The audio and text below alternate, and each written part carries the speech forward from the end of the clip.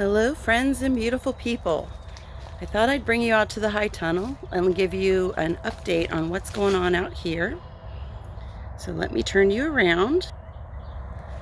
So this table here, we have started all of this is a lot of tomatoes. So I think we've got them all started now. You can see we've got some babies. Here's my favorite part of the table. See those two little tags? Those were made by my 5-year-old granddaughter who started her pumpkin seeds last Saturday. Absolutely adorable, but it gives me joy when I water to see her little writing on those.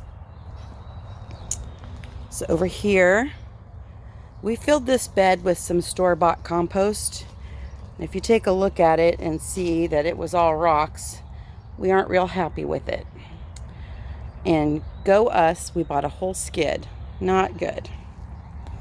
So over here, we've got our shallots and our onions. We've got celery coming up. There's some cumin, some dill. That's the bouquet dill. And then we've also got some cilantro coming up.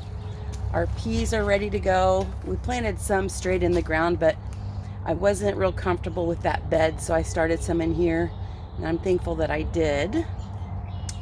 And there's the broccoli, and then there's more dill. We need lots of dill this year. As I told you before, we're not just growing for ourselves, so we're trying to make sure that we can keep everybody fed. Hopefully the comfrey comes back from its drowning incident. We got one hanging strong. And it's about time for this guy. This is a fig. It's about time for him to turn green before I panic. We've got some oregano. Our chives are doing phenomenal. We got to get in here and weed this one. And then down this side, we've started our peppers. So I don't know if you can see them or not, but some of them are starting to pop through. See the one that is the greenish color? The one to the left is my regular potting mix, and the one to the right with the a little bit of algae starting to grow on it, that is actually Pro Mix. So I don't know what I think about that. You can see we've got bullnose peppers. These are Macedonian Neighbors peppers. We got a couple of those going. Our cayenne is starting to pop.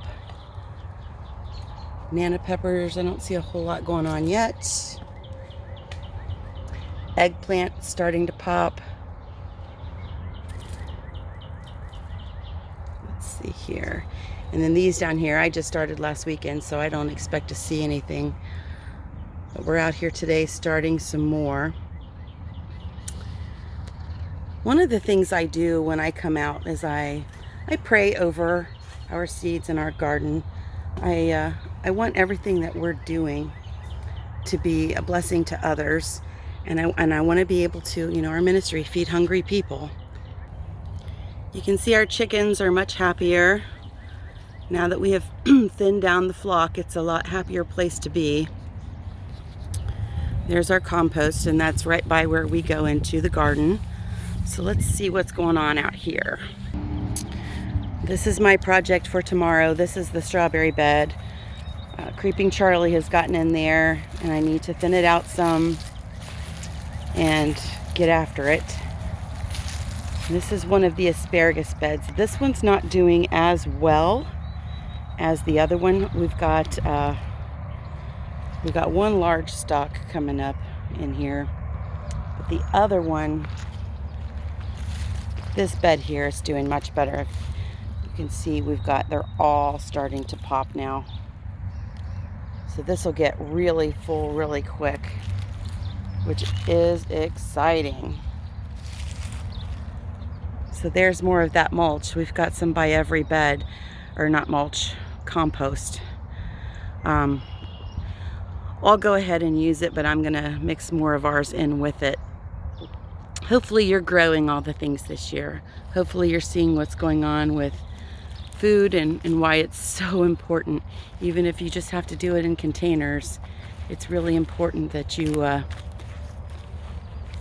get out there and grow a little something anyway. Here's our garlic. It's looking lovely. And there's the last 3 beds. because there's no shame in my game. The last 3 beds I have to do, which I'll probably get after those tomorrow too.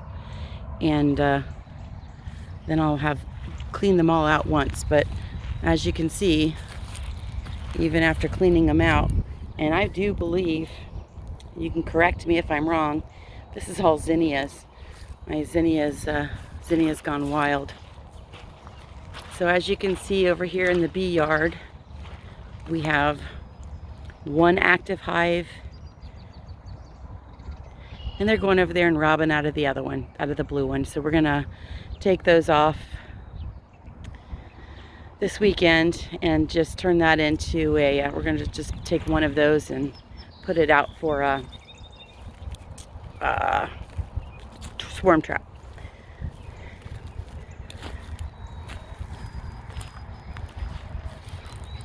So this bed here was one that was nightmarish last year. It had all kinds of things in it.